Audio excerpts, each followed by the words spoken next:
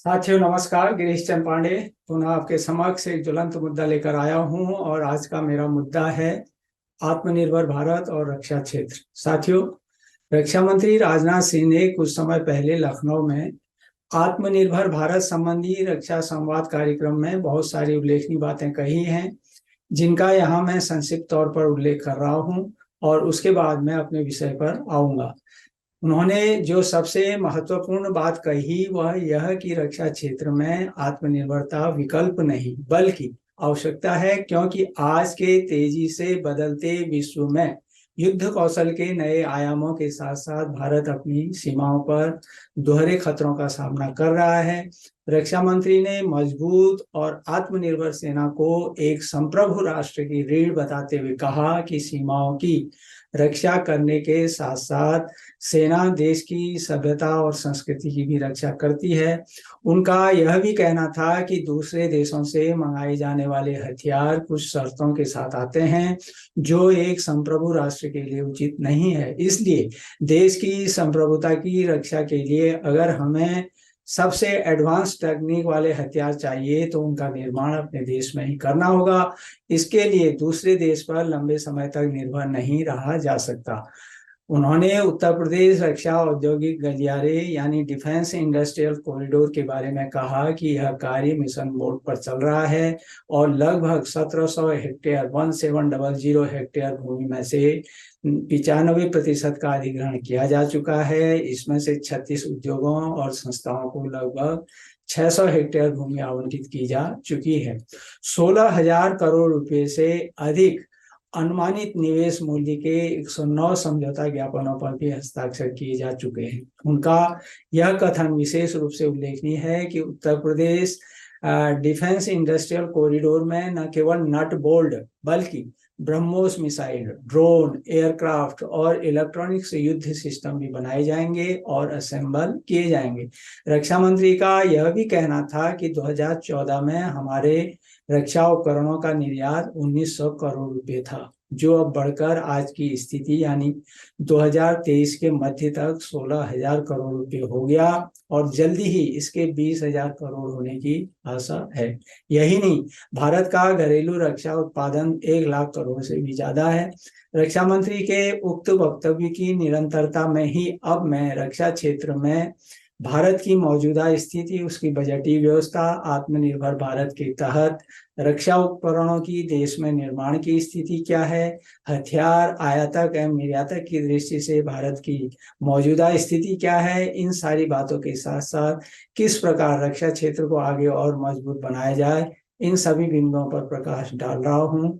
यहाँ पर मैं जो भी आंकड़े प्रस्तुत कर रहा हूं वे ऑथेंटिक हैं, उन्हें बढ़ा चढ़ाकर पेश नहीं किया गया है, बल्कि वे आंकड़े रक्षा मंत्रालय से लिए गए हैं, अतः उनकी प्रामाणिकता में कोई संदेह नहीं होना चाहिए। साथियों, कोई देश वास्तव में महाशक्ति तभी बनता है जब वह युद्धक सामग्री और उपकरणों के मामले में भी आत्मनिर्भर होता है। इसी को ध्यान में रखकर भारत का जो रक्षा बजट है लगातार बढ़ रहा है। वित्त मंत्री निर्मला सीतारमण ने 2023-24 के आम बजट में रक्षा क्षेत्र के लिए 5.94 लाख करोड़ रुपए का आवंटन किया है, जो पिछले वर्ष 2022-23 की तुलना में 13% अधिक है। मार्च 2023 में रक्षा मंत्रालय ने देश की रक्षा क्षमताओं को बढ़ाने के लिए करीब 5400 रुपए के 3 अनुबंधों पर हस्ताक्षर किए हैं। इसमें पहला अनुबंध जो है भारत इलेक्ट्रॉनिक्स लिमिटेड के साथ किया गया है। यह अनुबंध भारतीय सेना के लिए ऑटोमेटेड हवाई रक्षा नियंत्रण और रिपोर्टिंग प्रणाली परियोजना आकाश तीर की खरीद से जुड़ा है। और दूसरा अनुबंध जो है भारत इलेक्ट्रॉनिक्स लिमिटेड के साथ किया गया है, जो नौसेना के लिए सारंग इलेक्ट्रॉनिक सहयोग प्रणाली की खरीद से जुड़ा है। और तीसरा जो है न्यू स्पेस इंडिया लिमिटेड के साथ किया गया है, जो उन्नत संचार उपग्रह GSAT-7B की खरीद से संबंधित है। इस उपग्रह से सेना की संचार क्षमता में उल्लेखनीय वृद्धि होगी। मार्च 2023 में ही रक्षा मंत्रालय ने भारतीय सेना के लिए उन्नत आकाश हथियार प्रणाली और 12 WLR स्वाति की खरीद के लिए भारत डायनेमिक्स लिमिटेड के साथ 9,160 करोड़ रुपए से ज्यादा के सौदे पर हस्ताक्षर किए हैं। आकाश हथियार प्रणाली जो है, उन्नत मिसाइल और लॉन्चर तथा सहायक उपकरण और वाहन इसमें शामिल होते हैं। आकाश आयुध हवाई प्रणाली जो है रक्षा मिसाइल प्रणाली है।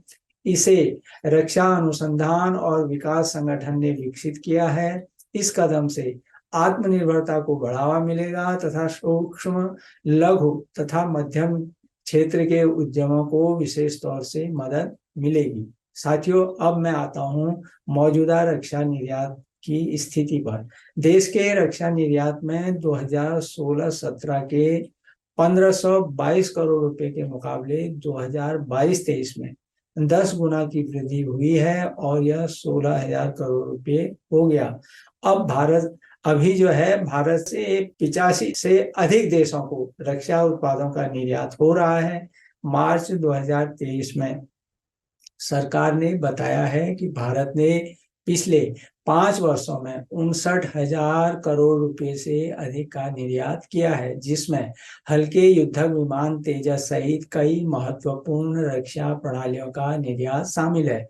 2014 के बाद रक्षा क्षेत्र में देश के कुल 3,343 करोड़ रुपए का, मतलब देश में कुल 343 करोड़ रुपए का जो है प्रत्यक्ष विदेशी निवेश FDI आया है। यह भी उल्लेखनीय है कि रक्षा मंत्रालय ने 2025 तक 1.75 लाख करोड़ रुपए की रक्षा सामग्री के उत्पादन का लक्ष्य रखा है और इसमें 35,000 करोड़ रुपए का निर्यात भी शामिल है। यही नहीं, निर्यात की प्रक्रिया को सरल बनाया गया है और कारोबारी सुगमता के लिए कई औपचारिकताओं को समाप्त कर दिया गया है। रक्षा अनुसंधान और विकास संगठन यानी DRDO, defence research and development organisation, जो द्वारा विकसित नई तकनीकों को नियमित आधार पर उद्योगों को हस्तांतरित किया जाता है। और DRDO के संबंध में उल्लेखनीय है कि यह भारत सरकार के रक्षा मंत्रालय का R&D विंग यानी अनुसंधान और विकास स्कंध है और इसका कार्य जो है देश की सुरक्षा से जुड़ा हुआ है। यह जल, थल, नभ सेनाओं की रक्षा जरूरतों के अनुसार विश्व स्तरीय हथियार और यंत्रों का निर्माण करता है। साथियों, दूसरे शब्दों में अगर कहें तो भारतीय सशस्त्र बलों यानी इंडियन आर्म्ड फोर्सेस के लिए आवश्यक रक्षा तकनीकों और प्रणालियों, उत्पादों को विकसित करने का इसका काम है। यही नहीं, रक्षा मंत्रालय ने रक्षा क्षेत्र में आत्मनिर्भरता की दिशा में आगे बढ़ने के लिए हाल के समय में कई ऐसे हथियारों और उपकरणों की सूचियां जारी की हैं जिनका निर्माण स्वदेश में ही किया जाना है। मंत्रालय ने अगस्त 2022 को 780 उत्पादों और उपकरणों की तीसरी नई सूची जारी की थी।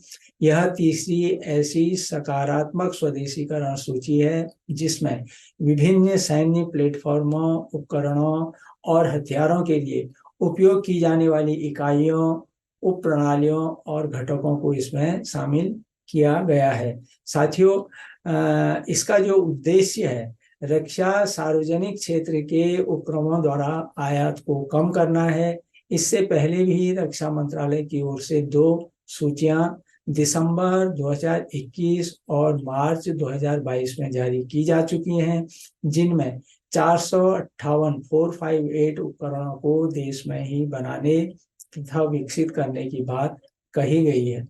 यहाँ यह भी ध्यान में लाना जरूरी होगा कि पहली सूची के तहत जारी किए गए 167 उत्पादों का स्वदेशीकरण किया गया है। इन उत्पादों के स्वदेशीकरण होने से अर्थव्यवस्था को बढ़ावा मिलेगा। इसके अलावा रक्षा क्षेत्र के उपक्रमों की जो आयात पर निर्भरता है वह भी कम होगी। उल्लेखनीय है कि रक्षा मंत्रालय ने दिसंबर 2023 से दिसंबर 2028 तक की अवधि में वस्तुओं के आयात प्रतिबंध के लिए समय सीमा जो है निर्धारित की है। मंत्रालय ने कहा है कि स्वदेशीकरण मेक वन श्रेणी के तहत किया जाएगा, यानी मेक वन के तहत जो है भारतीय उद्योग की अधिक भागीदारी सुनिश्चित की जाती है। यह आत्मनिर्भरता की दिशा में हम इसको एक कदम कह सकते हैं। इस श्रेणी के तहत उद्योग द्वारा उपकरणों, प्रणालियों, प्रमुख प्लेटफॉर्मों या उसके उन्नयन के डिजाइन और विकास से संबंधित जो है परियोजनाओं को इसके अंतर्गत शामिल किया जाता है। यह सरकार द्वारा वित्त पोषित परियोजनाओं को संदर्भित करती है, जबकि मेक 2 के तहत उद्योग वित्त पोषित कार्यक्रमों यानी इंडस्ट्री फंडेड प्रोग्राम को कवर किया जाता है। वहीं मेक 3 जो है सैन्य हार्डवेयर को कवर करती है, जिसे स्वदेशी रूप से तैयार और विकसित नहीं किया जाता, लेकिन आयात प्रतिस्थापन यानी सब्स्टिट्यूशन, इंपोर्ट सब्स्टिट्यूशन के विकल्प के तौर पर हम इसको निर्मित कर सकते हैं और भारतीय फर्में जो हैं विदेशी भागीदारों के सहयोग से इनका निर्माण कर सकती हैं। साथियों, रक्षा मंत्रालय ने 21 अगस्त 2020 से लेकर 7 अप्रैल 2022 तक स्थानीय स्तर पर बनाए जाने वाले 310 प्रमुख रक्षा उपकरणों की सूची भी जारी की है।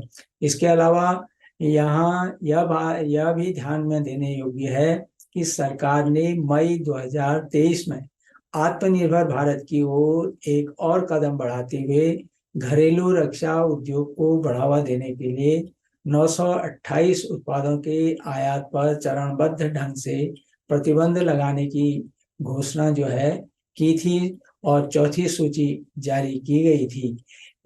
इनके आयात पर दिसंबर 2023 से दिसंबर 2029 के बीच चरणबद्ध ढंग से यह प्रतिबंध लागू किया जाएगा। अब इन 928 उत्पादों को सिर्फ देश की कंपनियों से खरीदा जा सकेगा। इन उपकरणों पर प्रतिबंध लगाने से जो है सरकार के 715 करोड़ रुपए जो है बचेंगे।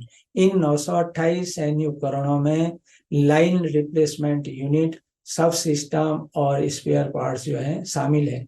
अब इन उत्पादों की खरीद जो है भारतीय उद्योग से की जाएगी, तो स्वाभाविक है इससे आत्मनिर्भर भारत की दिशा में और हम तेजी से आगे बढ़ेंगे।